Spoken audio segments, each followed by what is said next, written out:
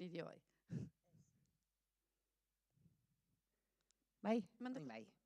Egun ondanoi, eta ongi etorri zientzia, teknologia eta berrikuntza hastian antolatu dugun hitzaldi honetara.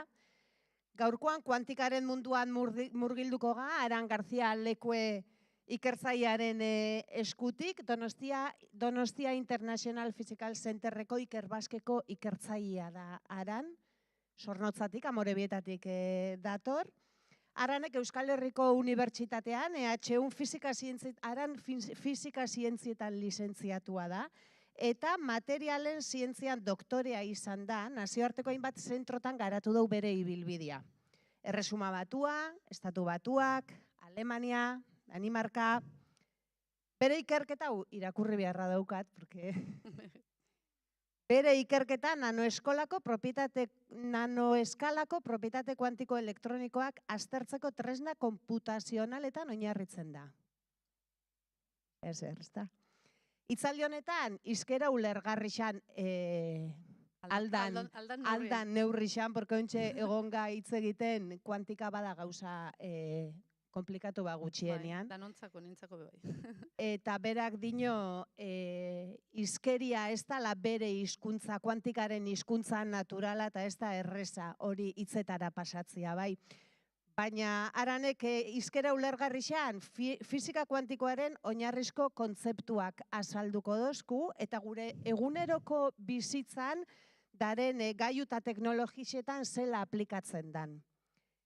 Gainera, bigarren iraultza kuantikoak, etorkizunean izan aldaben eraginaz be, aritzuko da.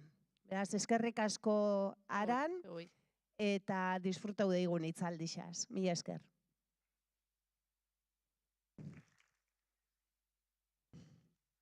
Bueno, egunon, eskerrik asko gaur hona etortiarren, eta ongi etorriak, hain harrigarria, askotan kontraintuitiboa daen, baina ikusiko dugun bezala, hainbeste aplikazio dituen fisika edo mekanika kuantikoaren mundura. Baina zer da fisika kuantikoa, ez? Askok egingo genuke lehenengo gauza, Wikipedian begiratu, ia nola zer den fisika kuantikoa, ez? Eta oso laburki esan da, niretzako bi idea garrantzitsuenak dira, objektu oso txikien munduan, objektu oso txikietan agintzen du mekanika kuantikoak, eta neurri horretan gauzak oso bereziak dira, oso ezberdinak, oso arraroak. Eta zer da, txikia zaten dugunean, zer nahi du esan txiki? Bueno, hau baldin bada Marte da sagar batekiko, sagar bat, atomo batekiko dena. Imaginatu, sagar baten eta Marteren arteko tamainaren ezberdintasuna, hori da sagar baten eta atomoaren arteko ezberdintasunaren berdina. Oso txikia. Eta, hain zuzen ere, atomoaren eskalan eta are tamaina edo eskala txikiagoan agintzen du fisika kuantikoak. Pixkat hobeto ulertzeko, ikus dezagun nanomundua, nanomunduko objektuak. Nanomunduko objektuak dira nanometroaren eskalako objektuak. Eta nanometroa zen bada. Nanometroa da metro bat zati 1000 milioi. 10 ber minus bederatzi metro. Nik esaten dut, nanometro bat dela gure atxasala, segundo batean hasten dana. Ezinezkoa hori, gure gizakien begiekin hori antzematea, ez? Eta eskala horretan, edo nanomundu horretan, dauzkagu molekulak, tamaina askotakoak, adibidez ADN-ek dauka 10 nanometro, gutxi gora bera, ur molekulak 0,1 nanometro bat zati 10, eta hain zuzen ere, fisika edo mekanika kuantikoa funtzionatzen du nanomunduan eta hortik beherago, oraindik txikiagoak diren objektuetan.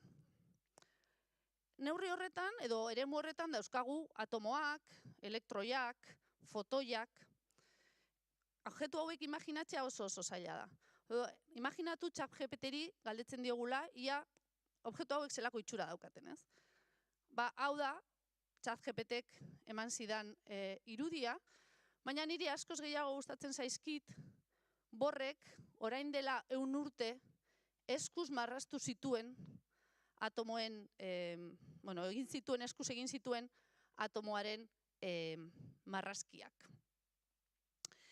Baina, ikusi dugu orduan, mekanika kuantia oso objektu txikien munduan edo oso objektu txikien kasuan agintzen dula, baina nanomunduan edo kuantikan aritzen garen ikertzailei objektu hauek zaizkigu gustatzen bakarrik txikia delako. Baita, neurri horretan edo mundu horretan gauzak oso ezberdinak eta askotan oso kontraintuitiboak edo bereziak direlako. Adibidez, nik galdetzen badizuet urrea ze kolorekoa den, zein da erantzuna? Urre koloria, emoten dugu, zelako galderia. Mundu kuantikoan erantzun horrek, o galdera horrek ez dauka erantzun bakarra. Hartuko bagenu lingote hori eta oso zati txiki-txikietan apurtuko bagenu, nanometroko eskalako zatitxoak lortuko bagenitu, tamaina pizkat aldatu eskero edo forma pizkat aldatu eskero, nanopartikulak, urrezko nanopartikulak izan alko zian edozein koloretakoak. Hau da, urrea nanomunduan kolore ezberdinak hartu ditzake. Eta hau izan daiteke, oso adibide politan ikusteko, nola fizika klasiko eta kuantikoan batzutan gauzak ez direla berdin gertatzen, eta hau sorpresa bezala hartu dezakegula. Eta hau, bazekiten aspaldi, 9. mendean, Likurgoren kopa egin zuten artisauek. Kopa hauek argiztatzen badira barrutik edo kanpotik, beraien kolorea ezberdina da. Eta horri zegaiti da, ez naiz detaietan sartuko, baina aurkitu dena da, kopa honen kanpokaldian, daudela urrezko eta zilarrezko nanopartikulak. Eta horrek egiten du, beraien kolorea aldatzia. Hau, noski, ez ekiten orduan hau egin zuten artisauek. Efektu ezagutzen zuten. Zergaitik jatorria, efektu horren jatorria ez zuten ezagutzen. Zergaitik hau 9. mendean egin zen, eta mekanika kuantikoa edo fizika kuantikoa esan dezakegu 20. mendean jaio zela. 20. mendean eman zen gaur, lehen iraultza kuantikoa bezala ezagutzen dena. Noski orduan ez zioten izen horri ematen. Eta izan ere, aurten 2005an, ospatzen da zientzia eta teknologia kuantikoen nazioarteko urtea. Hau da aukeratu duten maskota, hori konmemoratzeko edo. Eta zergaitik aukeratu da hau nazioarteko zientzia eta teknologia kuantikoen urtea bezala, justu 2005 urtean, esarri zirelako fizika kuantikoaren oinarriak. Aurten ospatzen da 100. urte urrena. Eta azken esan dezakegu azken 100 urteetan, hainbat garapen eta hainbat garapen eta aurkikuntza egin direla, eta gaur egun, saiatuko naiz hori helarazten, gaur egun fizika kuantikoz inguratuta gaude. Eta gaurko hitzaldia, sarreran esan duten bezala, nire asmoetariko bat da, hain harrigarria eta esan dugun bezala, hain konplexua den fizika kuantikoaren munduko kontzeptu oinarrizkoak azaltzea. Eta baita aipatu da, eta nik nahi nuke azpimarratu, ahozko hizkuntza ez dela fizika kuantikoaren hizkuntza naturala. Fizika kuantikoaren hizkuntza naturala matematika da. Matematikarekin gauzak asko errazago ulertzen dira, eta gauzak enkajatu egitute. Baina oso zaila da guzti hori hitzentan jartzea, eta horregatik askotan fizika kuantikoa azaltzeko metaforak erabiltzen dira, ez? Dena den, saiatuko naz, eta gero nahi baduzu, egin galderak, bai? Eta saiatuko gara danon artean apurtxo beto arritzen. Orduan, azaldu nahiko nituzken kontzeptuak hauek dira esan dezakegu fizika kuantikoaren oinarrizkoak, eta lehenengoa, energia. Energia mundu kuantikoan, objektu kuantikoen energia kuantizatua dago. Honek esan nahi du, energia ez dela jarraia, eta eskilera batean bezala, energiak ezin du edozein balio hartu. Bai? Eta kuantua da, kuantum, inglesez, kuantua da, energi maila betetik bestera pasatzeko behar dugun energia. Bai? Eskilera horretako eskaloiak batetik bestera joateko behar dugun energia. Hori da kuantum. Hortik dator fizika kuantika, bai? Kuantumetik.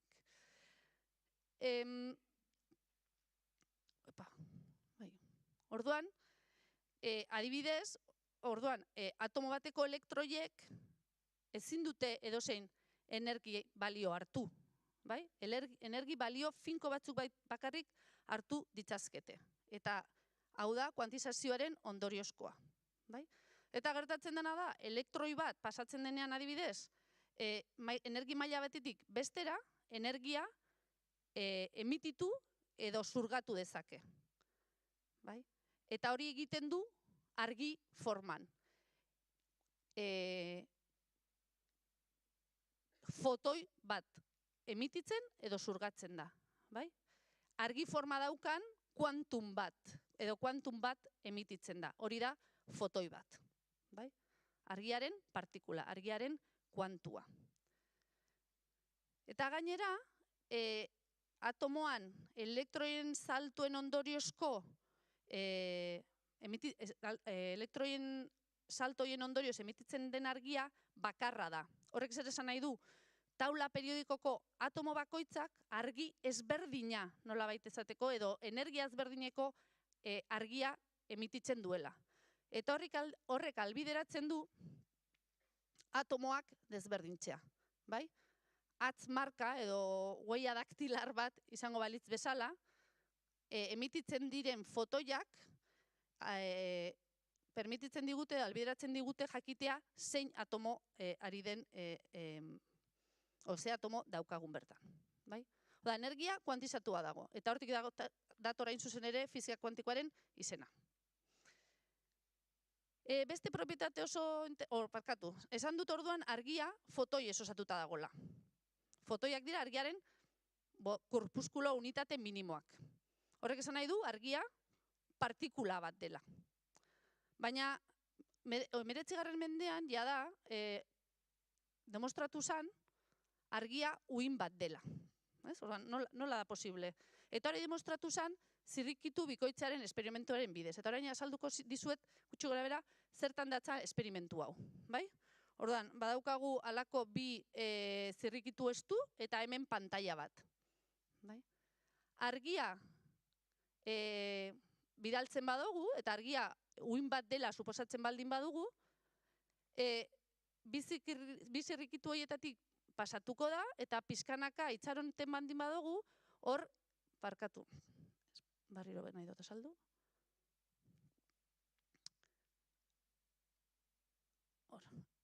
Argia uina baldin bada, hemen agertuko dira alako interferentzia patroia, zerrenda batzuk, lerro batzuk agertuko dira, horiek dira uinak interferitu egiten dutelako. Ondartzan bagiduden bezala, uraren olatua baldin bada.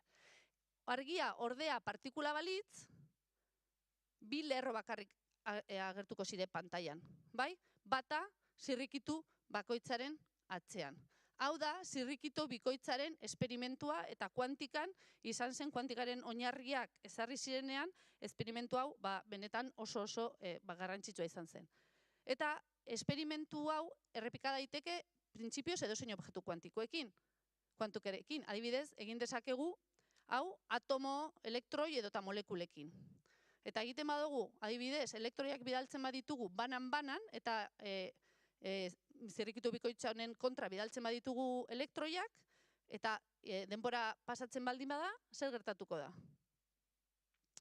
Bueno, atomoak, berdin du, atomoak elektroiak. Denbora nahiko itxaroten badugu, agertuko da olako interferentzia patroi bat. Horrek segura dago esan? Elektroiak uhin bezala konportatzen direla. Bai? Hau da, esperimentu honek esaten digun, edo ematen digun emaitza nagusia da, objektu kuantikoak partikula edo uhin bezala konportatzen direla neurtzen ditugun moduaren arabera. Orduan, argia fotoi osatuta dago, baina neurtzen dugun moduaren arabera uhin bezala neurtuko dugu edo partikula bezala neurtuko dugu. Eta hori gertatzen da objektu kuantikoen guztiekin. Hori da argiaren eta materiaren uhin partikula dualtasuna. Bai? Eta hori bakarrik. Gainera, jakin nahi bildin badugu, adibidez atomak bidaltzen ditugunean, ze zirrikuitutik pasatzen den, espiatu nahi baldin badugu eta detektailu bat adibidez jartzen badugu, orduan, esaten da, egoera kolapsatu egiten dela, hitz bat fizikan erabiltzen denera, eta orduan partikula bezala konportatuko da. Hau da, atomak bidaltzen baditugu, uhinaren interferentzi patroia lortuko dugu, baina espiatu nahi baldin badugu eta detektagailu bat jartzen badugu zirrikitun onduan, orduan partikula bezala konportatuko da. Bai? Horregatik den da, neurketak badaukala efektu bat errealitatean kasu honetan, ez? Orduan, uhin izaera honek ondorio asko dauzka fisika kuantikoan eta objektu kuantikoetan, eta ikusiko dugunez, gauza guretzako arraruak gertatzen dira, ez? Adibidez, tunel efektua deritzona, objektu kuantikoen munduan, posible da, hemen esaten bada esala, fisika klasikoak ezinezkoak diren barrera edo eziak zeharkatzea. Adibidez, da esatea bezala, imagina txirrindulari batek gura dauela mendiaren beste kaldera pasau. Mundu klasikoan egin behar dozuna, bada gailurrera igo, tontorrera igo eta bajau. Bueno, mundu klasikoan nola bait, pentsatzen, posibla izango litzateke, txirrindulari kuantikoa balitz, txirrindulariak alko luke mendia zeharkatu. Bai? Bakit, hau, ez da, kontzeptua zaila da ulertzeko, baina benetan, hau, uina izatea, hau albideratzen du. Pentsatu adibidez, soinua uin bat da, frontoian baldin pasaude, frontoiako partikulak ez du horma pasatuko, baina beste kaldean basauz, soinua entzungo dozu. Bai? Horti doia. Uina izaeraran beste ondorio bat da, edo ondoriozko beste kontzeptu importantia da, Heisenbergen ziurgabetasuna. Hau da, elektroiak atomoaren inguruan ez dira bueltaka dabizan pilotak bezala, argi sisteman gertatzen den bezala.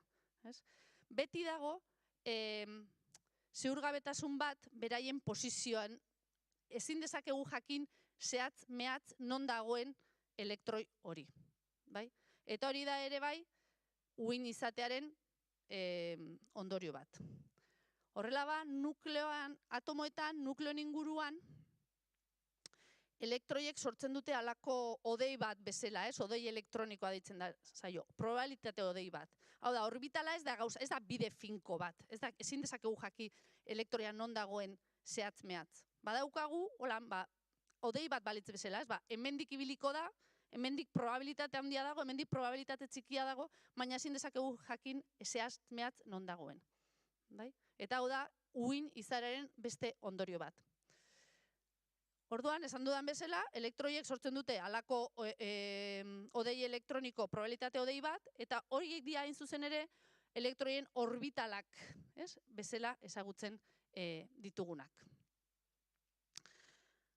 Beste oso kontzeptu importantea, gainazarmena, superposizion, erderaz bezala ezagutzen dena. Imaginatu adibidez, txampon badakoula eta botatzen dugu airera. Lurrera jausten danean, izango da, edo arpegia edo gurutzea. Baina airean dauenean, ze egoeretan dagon. Ze egoeretan dago. Kuantikaren ikuspuntutik, esan dezakegu, bi egoeretan aldi berean egon daitekela. Gurutzea eta arpegia gain jarrita daudela. Hori da gainazermanaren printzipioa. Eta oso famatua den, Schrödingeren katuaren paradoja azken finean hau azaltzeko erabiltzen da.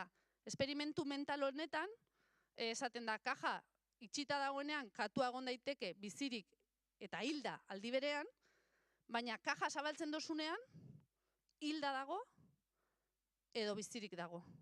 Ez dago tartekorik, bai? Hori da, niri txamponarena errezago egiten zaitu lertzea, baina kontzeptua berdina da, bai? Bi egoera tan egon daiteke aldi berean. Eta behatzen dugunean, lehen ikusten duen bezala, behaketak egiten du, egoera kolapsatu egiten dela. Lehen bezala, esan dugu elektroiak begiratzen ditugunean, atomo bezala konportatzen direla, badagor ere halako harreman bat. Eta honen ondorioz, esan ohi da, objektuak egon daitezkela leku ezberdinetan, edota abiadura ezberdinetan mugitu daitezkela. Baina azken finean, den ideia guzti hauek datoz, gainazarmanen printzipioaren edo gainazarmen propietatearen ideia horretatik, ez? Eta bukatzeko, beste eta oso kontradiktiboa den fisika kuantikoaren kontzeptu bat, hau da, korapilatzea, entrelazamiento, entanglement. Berriz ere, imaginatu daukagu objektu kuantiko bat, bi egoren gainazarmena dena, ez? Esan daiteke txanpona eta bi egoerak izan aurpegia eta gurutza, edo pentsatu dezakegu, hemen bezala, dela pilota bat, naranja, edo urdina izan daitekela, ez? Bi egoera posibleak dira, naranja eta urdinak, eta bitarteko edozein nahasketa. Orain, imaginatu dauzkagula, olako bi partikula, ez? Bi txampon izango alibetzera. Orain, bi partikula, bi bola, naranja edo urdina bakoitza. Bi bola hauek edo bi objektu kuantiko hauek jatorri berdina baldin badaukate, garai batean konektatuta baldin bazeuden, korapilatzean, euskera zaila egiten zait. Korapilatzearen ondorio, korapilatzeak esaten diguna da, bi hasieran edo garai batean konektatuta zeuden bi objektu kuantiko hauek betirako egongo direla konektatuak. Betirako korapilatuak. Eta bati zerbait egiten badiozu, besteak sentitu egiten du. Bat begiratzen baduzu eta urdina da, badakizu bestea naranja izan behar duela. Hau da, korapilatze kuantikoa. Betirako eukingo dute beraien arteko korrelazio bat, betirako harreman bat. Baina ez hori bakarrik. Korapilatuta dauden bi objektu kuantiko, bi txanpon, bi objektu kuantiko hauek, elkarregandik urruntzen baditugu, 100 kilometrora edo argi urtetara korapilatuta jarraituko dute. Espazioan eta betirako. Eta hau oso garrantzitsua da, oso kontraintuitiboa da, baina benetan erabilgarria da ere aplikazioak garatzeko.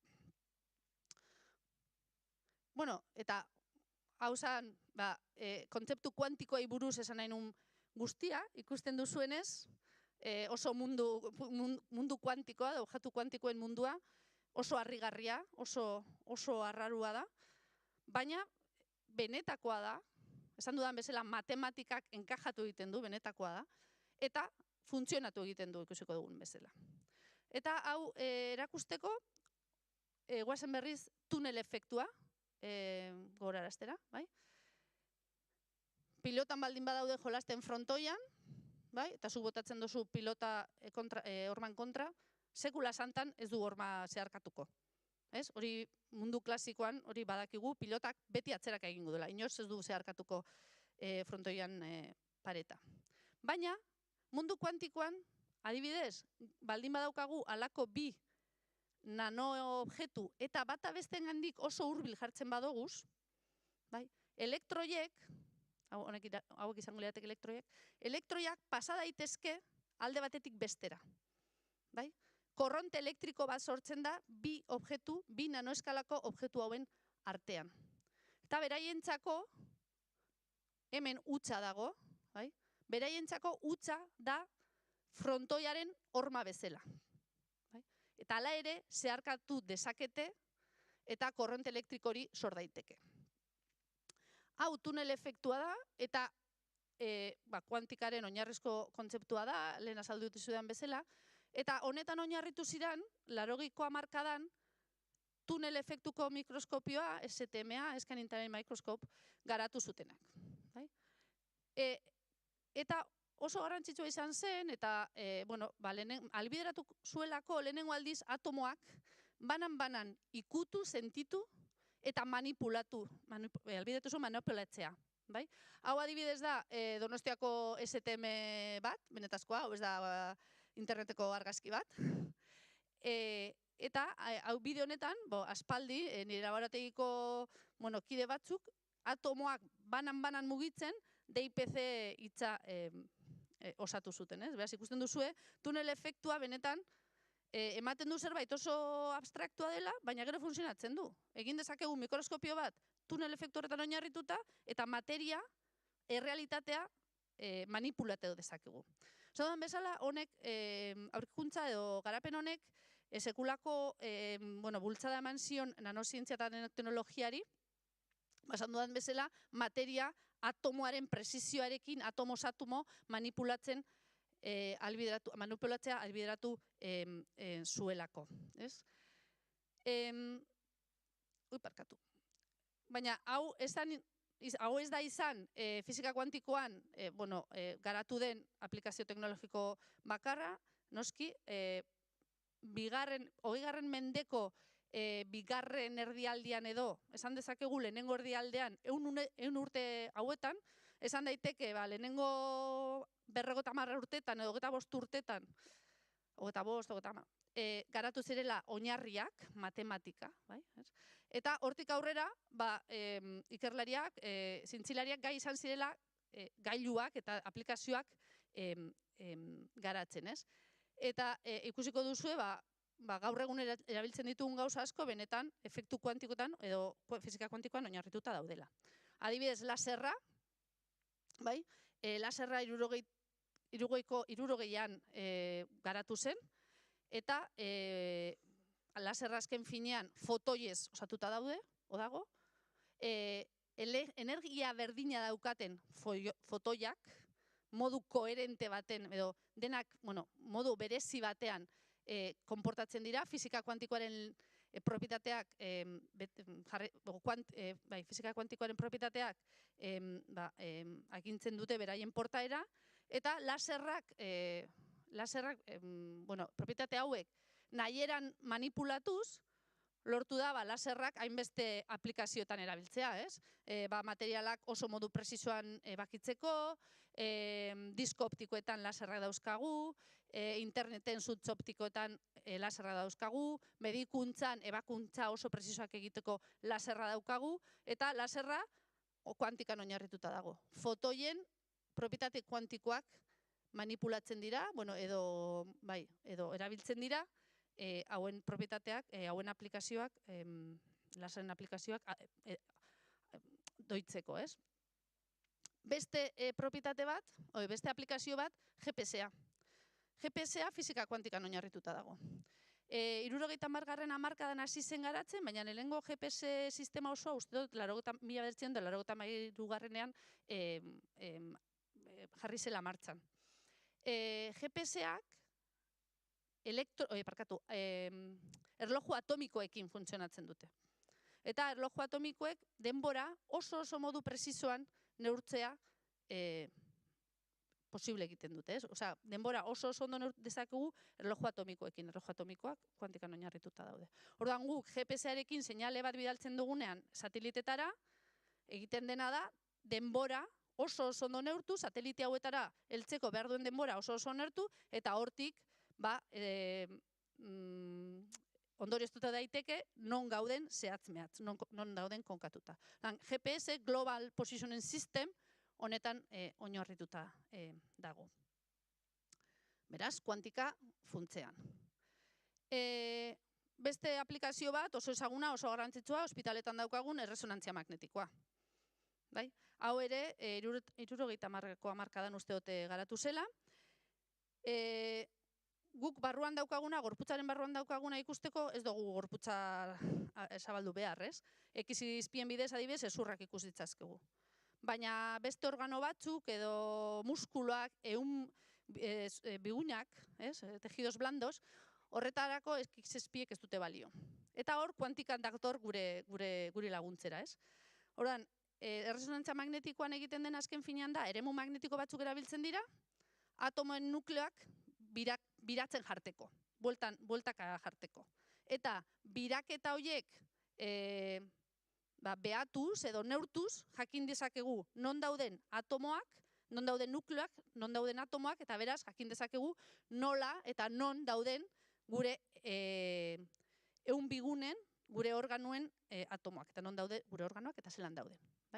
Orduan, azken finean, erresonantzia magnetikoaren nuklearraren funtzean daukagu kuantika ere bai. Eta bukatzeko, transistoreak, hau 20. mendeko erdikaldetik aurrera garatu ziren, transistoreak danok, hemen gela honetan transistore pila badau, seguro, gure mobiletan, gure ordenagailutan, transistores ordenagailu klasikoak, transistores osatuta daude.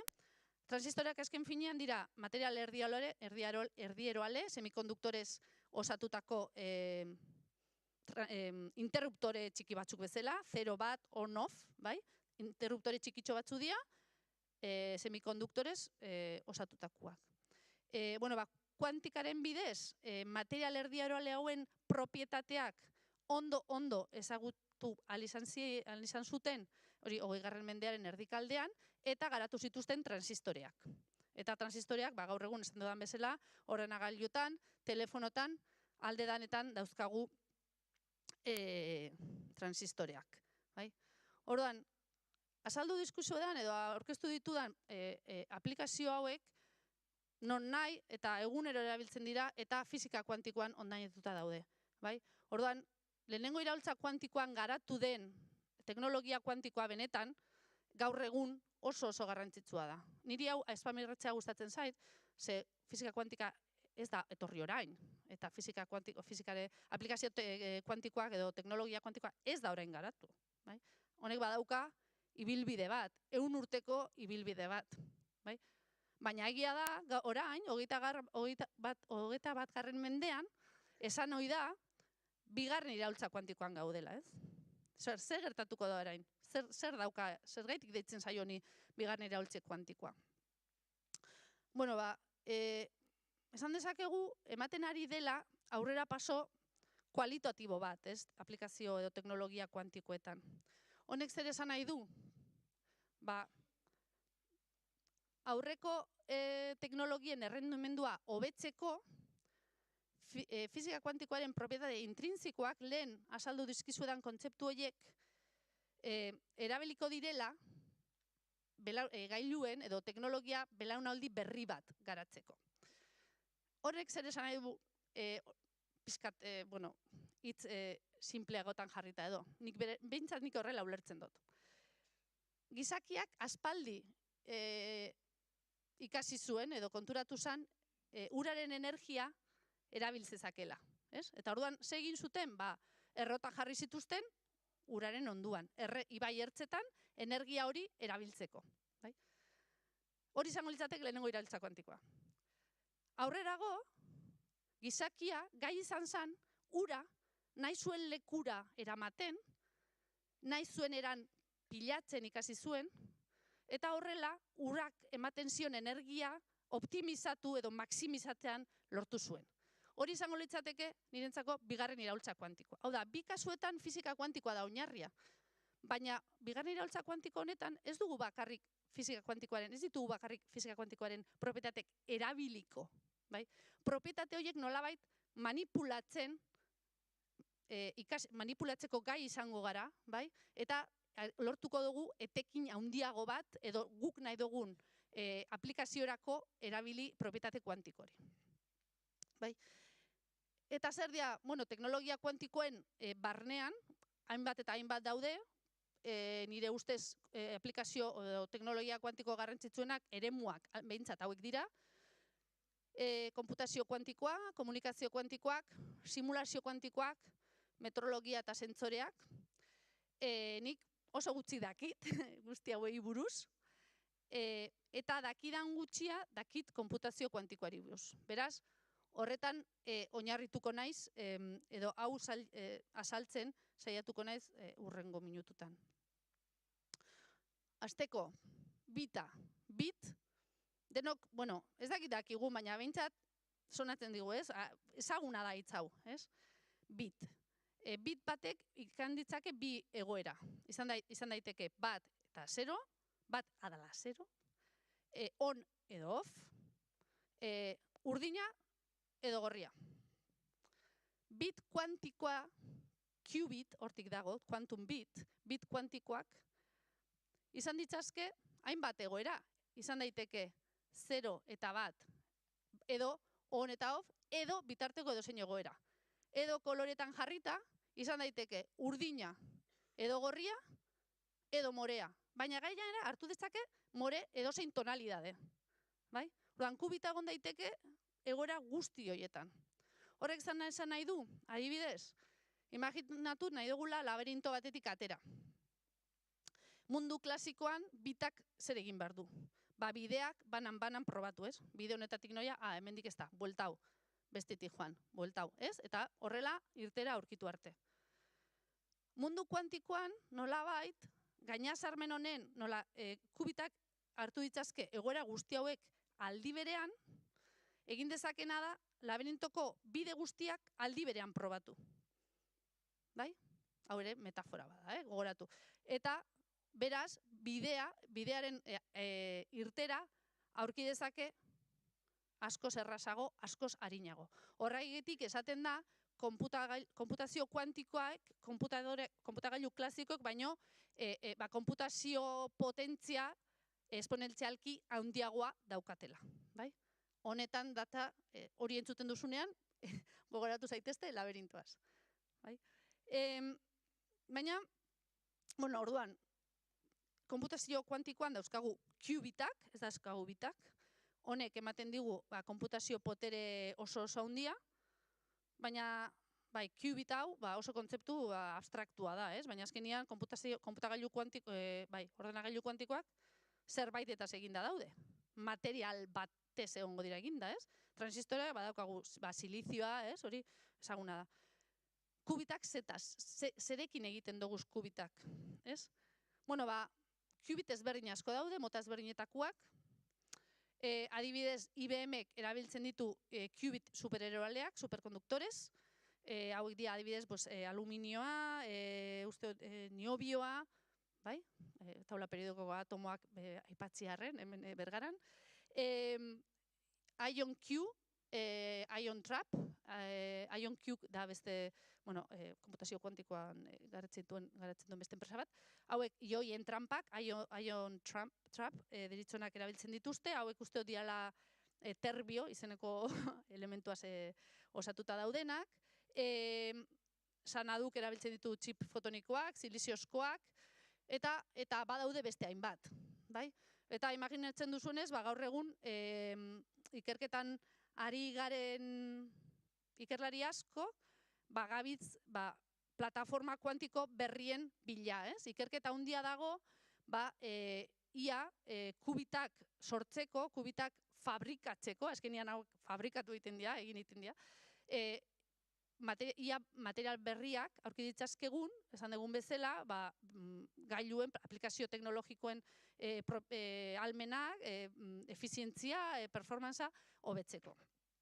Eta adibide bezala, azalduko gustatzen zait hau ematea, hau da 2023an Science aldizkarian aurkitutasun lan bat, eta hemen lortu zena, zan izenburuak dioen bezala, hainbat kubitanitz, nola da, atomo mailako plataforma kuantiko bat osatzea lortu zen, anitz kubit, edo multikubitak dituen plataforma bat. Azken finean egin zutenan hemen zer zan, scanning tunnel microscope, tunel efektuko mikroskopioa erabilizan, atomoak banan mugitzez lortu zuten kubitak osatzea, eta gero lortu zuten baita ere, kubitoiek nolabait irakurtzea edo neurtzea. Hau da, oinarrizko zientzia, hau da, egiten dena, gero aurrerago konputagailu kuantikoak fabrikatu alizateko, ez? Hau, oinarrizkoa. Eta lan honetan parte hartu zuten Korea, Txina, Japoneko ikerlariak, baita Estatu Batuetako IBM-ko ikerlariak, eta Donostiako ikerlariak. Bai DIPC-koak, nire ikerketa zentrukoak, eta baita materialen fizika zentrukoak ere bai. Orduan, azpimarratu nahiko nukena hemen da, Donostian eta Gipuzkoan eta Euskal Herrian, punta-puntako ikerketa burutzen ari garela orain fizika kuantikoaren inguruan eta teknologia kuantikoen inguruan. Eta, ausartuko nintzateke esatera, epe laburrean edo epe ertainean, Euskadi, Euskal Herria, goi mailako laborategi kuantikoa bihurtuko dela. Eta honen adibide, nola ez, Baskiuk estrategiaren bitartez Eusko Jaurlaritzak lortu du, orain dela oso gutxi, instalatu da Donostian IBM-ko konputagailu kuantikoa, IBM Quantum System 2, honek dauka 156 qubit, azaldu ditudan qubit horiek, halako 156 qubitekin funtzionatzen du ordenagailu honek, eta hau da IBM orain arte garatu duen konputagailu prozesadore kuantiko boteretsuena. Eta holako bat daukagu orain bertan lanean hemen bertan, ez? Izan ere, fizikoki hau kokatuta dago Euskal Herriko Unibertsitateak Donostian daukan Ibaetako kampusean, hau da Ikerbasqueko eraikin berria, argazki hau orain dela hilabete batzutakoa da, barriztu inbiot. Eta ikusten duzuena ez, superkonputagailu kuantiko hau, DIPC-tik oso gertu dago. Hau guretzako sorte eta aukera ikaragarria da, baina ez bakarri guretzako, baita gure inguruan kuantikan ikerketan ari diren hainbat zentruentzat, guzti hauetan kuantikaren inguruko ikerketa egiten ari da Donostian orain bertan. Eta hau suspertzeko edo hau egiteko Eusko Jaurlaritzaren laguntza daukagu. Alde batetik badago ikur estrategia deritzona. Eusko Jaurlaritzak identifikatu ditu hurrengo urteetan bultzatu beharreko ikerketa eremu batzuk, eta hoien artean ikusten duzue badagoela teknologia kuantikoen eremua. Eta gustatuko litzaidake azpimarratzea, teknologia kuantikoen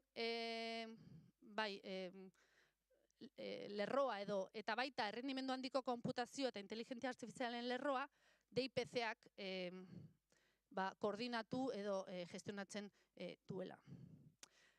Ikur estrategiaz aparte, badaukagu baita ere, lehentxoago aipatu dudan Baskiu estrategia, hau Eusko Jaurlaritzaren eta 3 diputazioen artean bultzatu da, eta honen asmoa da ikerketa, teknologia kuantikoen ikerketa, beraien aplikazio praktikoa eta enpresarako pausua bultzatzia. Orduan ikusten duzuenez, hemen gure inguruan, ikerketa, teknologia, zientzia kuantikoari ematen ari zaion bultzada benetan oso handia da, oso garrantzitsua, baina munduan gertatzen ari denaren isladapena besterik ez da. Hainbat eta hainbat dira herrialdeak mundu osoan zehar, zientzia eta teknologia kuantikoaren aldeko apostua egin dutenak azken urteetan.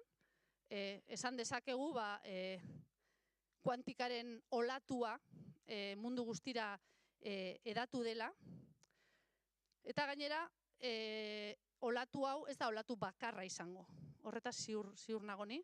Olatu honek beste olatu batzuk ekarriko ditu atzean, batzuk handiagoak, beste batzuk txikiagoak. Izatez, kuantikari buruz dakiguna, kuantikari buruz orain bertan ezagutzen duguna, izebergaren punta besterik ez da, oraindik asko dago ezagutzeko, eta horregaitik bereziki gaur hemen zaudeten gazteoi zuzenduta, nik uste dut aukera paregabea dakozuela urrazpian dagoen jakintza kuantiko hau deskubritzeko. Eskerrik asko danoi.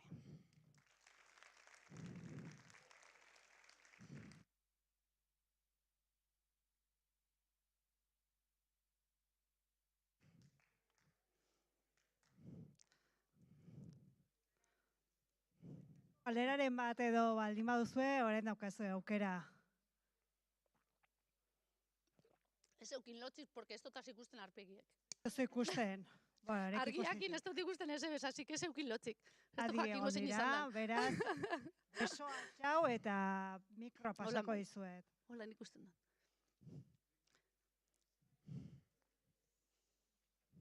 Horrek entzuten ez, eta bururatu zaidana, zer izan da. Horretan zehar, joatea posible izango dan. Ulertzen, etorkizunera edo pasa igarotako... Ez, osea, kuantika hain kontraintuitiboa eta pizkat mistikoa da, ez?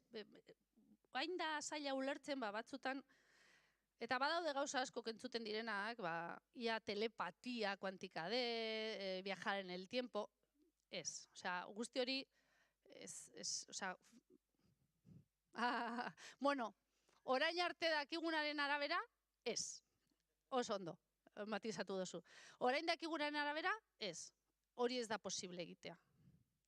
Eta ez dauka inolako oinarri zientifikorik, hori esaten zuen bezala, orain arte dakigunaren arabera, ez? Ordan asko entzuten da, eta eskenik jaso ditut galderak ere hori telepatiari buruz, ez dakit, ez dauka zentzurik. Gaztiak hor, galderarik.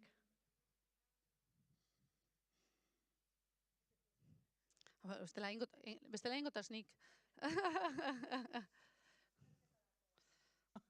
Bueno, seguramente danok ikusuko zenduen edo askok berrietan, albistetan, konputagailu kuantikoarena, ez? Edo zeinek ikusi dau telebistan edo eta zer pentsatu zendun? Ez ebez?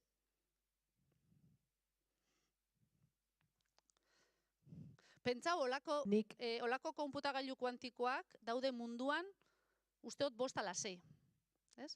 Eta IBM-ek ez ditu nola nahi, zuk ezin dozu deitu IBM egita esan nik nahi dut olako konputagailu kuantikoak. Ez dut saltzen, berak ez badu nahi. Osa, bakarrik saltzen dizkio nahi du nari. Eta munduan daude olako 5 ala 6.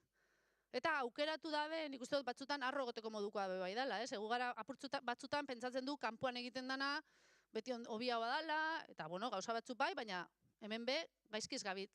Eta IBM-ek nahi izan digu, guri ordenagailu hau eman, saldu, alkilatu, ez dakit zeintzu dian baldintzak zehazten mehatz. Ordan, bueno, jakiteko ere bai, hemen egiten ari garen zientzia, punta-puntakoa dela, eta norbait hemen baldin badago, zientzia gustatzen zaiona eta teknologia gustatzen zaiona, jakin dezala, bueno, hemen badauzkagula aukerak, eta oso leku honean dagoela hori egiteko, ez? Eta orduan, bueno, ez da bakarrik hau betorri dala hemen, ezke aukeratu gaituzte, ona ekartzeko ordenagailua. Eta hori, uste dut, azpimarratzekoa dela.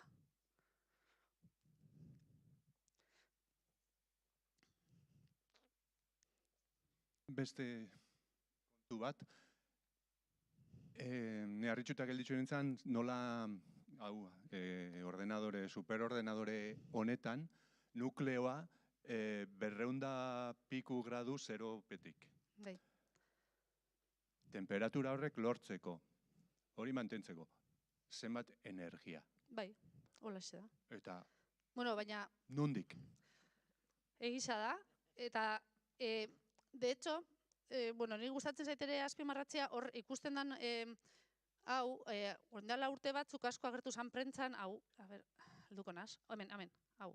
Hau uste dut dala Sikamor, ez Sikamora dugu, elbeste bat, ez dakit. Hor ikusten dana, tramankulu hau, hori ez da prozesadore kuantikoa. Hori da nik esaten dut hori da frigorifikoa. Hori da, jarten da bena, prozesadorea zero absolutotik oso gertu funtzionatzen du. Zero absolutoa da -273 gradu. Hau honek daude ia temperatura horretan. Zegaiti daude temperatura horretan? Kontatu ditugan hori, adibidez, gainazarmenarena, ez? Edo korapilatze kuantikoarena, bi objektu kuantikoak beti daudela konektatuta, batetek egiten duzuna bestak sentitzen du, naiz eta urrun mugitu oraindik konektatu. Guzti horrek funtzionatzen du espadosuz molestetan. Hau da, oso delikaua dira. Orduan, edozein kanpoko perturbaziok koherentzia hori, propietate hori puskatzen du. Orduan, temperatura bereientzako da perturbazio bat. Beroa perturbazio bat da. Eremu magnetikoak perturbazioa dira. Orduan, egon behar dira oso hotz propietate horiek ondo funtzionatzeko. Hori da, prozesadore kuantikoak frigorifiko horretan egon beharraren arrazoia bat. Eta esaten duzun bezala, momentuz horrela izan behar du, ez dugulako lortu agian hori errota eta presarena, ez? Agian teknologiak hobetzen joango gara eta helduko da momentun bat non lortuko dugun hori egitea, baina momentuz ez gara gai. Eta behar dugu hori asko ostu. Hori energia da, bai. Baina lortzen badugu konputazio kuantiko horrek egitea kalkuloak edo egin behar duen lana askoz arinago, horrek energia aurreztuko digu. Orduan, bizitzan dena da horrela, ez? Badago balantze bat. Orduan, ostu behar dugu, horrek energia balio du, edo energia kostatzen du, balio dinot, azkenian energia dirua kostatzen dugu, errekurtsoak eta dirua, baina gero gai baldin bagara laberintotik oso hori nataratzen eta oso modu efizientian hori aurrezten dugu. Orduan, momentuz, konputagailu kuantiko dena, prototipoa dira, oraindik probatan gaude, ez? Kotxeretan dago, ez dago bidian dagoen automobil bat, oraindik probatan gaude. Orduan, bai, agian orain erabiltzen dugun energia, nolabait ez galdu, baina inbertitzen dugu hori garatzen. Baina hori ondo garatuta dagoenean eta martxan dagoenean, egin behar da batu eta kendu. Baina arrazoi daukazu, hori da, arazo, hori da, kotxean gasolina bota bia, hori ostu inbida.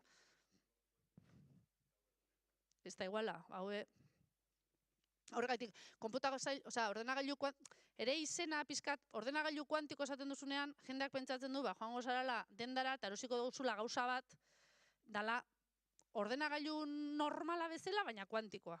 Ez, eske, dena da ezberdina. Oinarrian dagoen fizika ezberdina da, nola funtzionatzen duen funtzionamendua oso ezberdina da, baina baita ingenieria, horien iguran dagoen ingenieria ere oso ezberdina da. Ez gara joango eta erosiko dugu ordenagailu kuantiko bat eta txara eraman dugu. Hemen gaudenok ez dut uste, hango anatzian daudenak igual. Hemen gaudenok, musuek igual, gaudenok ez. Bai. Oraindik ikerketa egiten ari gara. Eta asko entzuten da, norbaitek hemen gehiago irakurri baldin badu konputazio kuantikoari buruz, dena errore asko daude, eta errore asko, hori, galtzen dalako propietate horiek, derrepente, ezin ditugu kontrolatu, eta erroreak emate dizkigu, ordan. Nik galdera bat, komentau dozuna, ez? Azken finean, gu oin badakigu gutxi gora bera hartzen du ordenagailu bat, guria, eta badakigu zer dauen barruan olakua dan. Zer dau olako ordenagailu baten barruan? Bueno,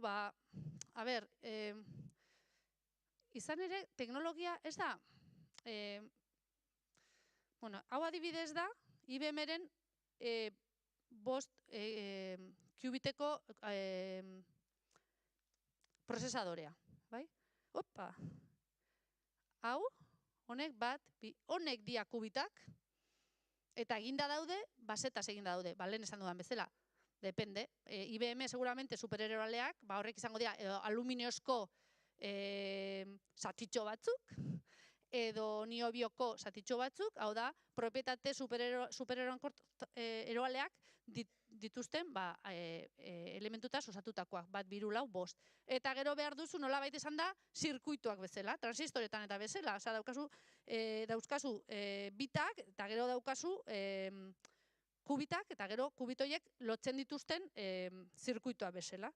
Ordan, nolabait, bat, biru, hori, oraingo prozesadore kuantikoa Donostian dagona dauka 156 kubit, orako 156 kajatxo, eta alako zirkuiteria bat. Bai? Prozesadore bat. Gauza da, nola lor dezakegu, bosten ordez eukitzea milaka korrelazionatuta, kanpo perturbazioei kasurik egin barik, eta horrela, propietate kuantiko guzti horietaz aprobetsatzea. Hori da egiten ari garen ikerketa. Eta orduan, gaude batzuk, nik adibidez, nik materialen fizikan nabil lanian, orduan, ni adibidez gustatuko litzaidakena, edo nire ikerketa lanetariko bat, da, lor ditzazkegu alako kubitak adibidez karbonoz osatutako materialen bidez? Beste bat arituko da, honek, hau, komunikazioa, kubiten arteko komunikazioa, askotan egiten da fotoien bidez. Nola hobe dezaket komunikazioa galerarik ez egoteko. Nola hobetu dezaket komunikazioa kubiten artean erroreak minimizatzeko. Guzti hori da orain landu behar dena. Eta horregaitik jendeak esaten dena, nola orain dela urte batzuk, atera zena lo dela supremazia kuantika, orain ez dela zan behar horrela, baina zer da, nik egin dut, 20koa, nik lortu dut, 30koa, nik lortu dut, 100koa. Orduan, gauza da, esaten dute lehenengo aplikazio kompetitiboak edo, porque orain askotan, konputazio kuantikoarekin orain egin daitezken gauzak, konputazio klasikoarekin ere egin daitezke. Gauza da, egin daitezkela efizienteagoak edo harinau, ez? Baina, momentu honetan gaude, probatzen, ia klasikoarekin egiten duguna eta kuantikoarekin egiten duguna, nola konparatzen den, ez? Eta idea da, golduko da momentu bat, non kuantikoarekin lortuko dugu egitea klasikoarekin egin ezin diren gauzak. Baina horretarako badago bide bat. Eta horretarako behar dituzu agian milaka kubit elkarrekin konektatua. Eta orain gaude, 156 da Donostikoa inguru horretan, ez? Orduan da, hortik aurrera joatea, hainbat eta kubit gehiago konektatzea, eta propietateak behar ditugun bezalakoak izatea, ez? Orain gaude, momentu horretan, esaten dena, la supremazia kuantika, el ordenador kuantikoak irabazia dio klasikoari. Claro, horrek esan nahi du, klasikoarekin ere egin dezakezula. Eta egin dozu karreratxo bat bezala, nola baita esateko, eta ikusi dozik kuantikoarekin asko sobeto egiten dozula. Baina alduko da momentu bat, non kuantikoarekin egin daiteken, eta klasikoarekin ez. Eta hori, oraindik ez da heldu, baina helduko da. Eta hor dago kontua, ez? Bai. Bat. Ez que orain azalduko txut, orain erantzungo txut, baina bide batez, nahiko nizueke zuei gonbidatzea, ez? Ze posiblea da gainera ordenagailu kuantikoa jarri, nik oraindik ez dut ikusi. Ez nagolako, orain bertan ikasturte honetan nago Cambridgeen erresuma batuan, eta etorri naiz ona, itxaldea batera, baina, eta Donostitik ez naiz pasatu, ordan, nik oraindik ez dut ikusi, eta dakoaz gogo bat, pasa zaitezke kaletik, eta jarri dute kristal batekin kalera begira. Ordan, paseatu zaitezke ibaetatik, eta ikus dezakezu ordenagailu kuantikoa kanpotik. Eta, hau baino txikiagoa, ez dakit, frigorifiko handi bat bezala, ez dakit, zehazki, baina metroak, 3 metro, 4 metro, haundia. Horregatik esaten dut, ez da FNAC-era joatea eta mai batean 20 konputagailu, hori ez da. Baina, gauza da, ordenagailu kuantikoa ez da, esatea bezala, ez, atara dute kotxe barri bat, orain arte izan dira konbustio. Orain elektrikoa da, eta ez da kotxe berri bat desberdina, ez. Ez da, hegazkin asmatu zutenean beste kontzeptu bat, beste modu batera funtzionatzen du, beste eskala batzutan funtzionatzen du, ez da kotxe modelo berri bat, ez da ordenagailu modelo berri bat, ez da izango zerbait ordenagailu klasikoa, portatil arrunt baten antza dakona, baina kuantikoa dena, ez, beste gauza bada, ezberdina da, kotxea asmatu zen eta gero asmatu zen hegazkina, eta ez daukate zer ikusirik, ordenagailu klasiko eta kuantikoan igual, baina hitza erabiltzen denez berdina, nik uste dela pizkat, konfusioa sortzen du. Baina bai, joan zaitezkete eta suposatzen du bizita gidatuak eta egingo dituztela, hori badakit dagoela planifikatua, baina orain posiblea da bueltatxo bat ematia eta ikustea. Kanpotik, ez? Bai, kanpotik. Eske barrutik, izatez, badago ordenagailu kuantikoa egongo da gela baten itxita, eta bakarrik sartu daitezke IBM-ko ikerlariak. Osea, IBM-ek dauzka zenbait pertsona izendatuta, konputagailu kuantikoekin lan egiteko, eta bakarrik pertsona horiek manipulatu edo ikutu edo egin dizaioke edo zer gauza, hau da, nik ez da, eta... Barkatu? Ez dut uste, ez dakit hori hola nahin erraza dan, megitu eta jakin, ez dut uste posible denik. Baina, nik suposatzen, esan dudan bezala, oso teknologia delikatua da. Osea, benetan, ondo funtzionatzeko,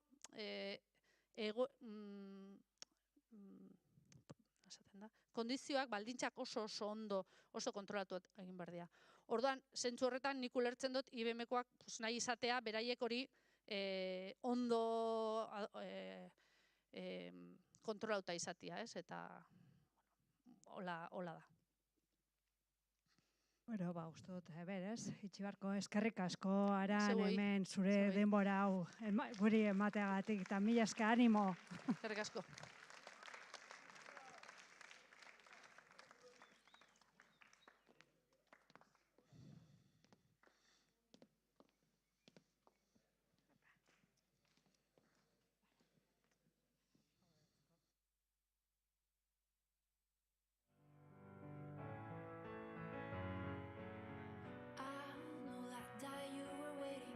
Doesn't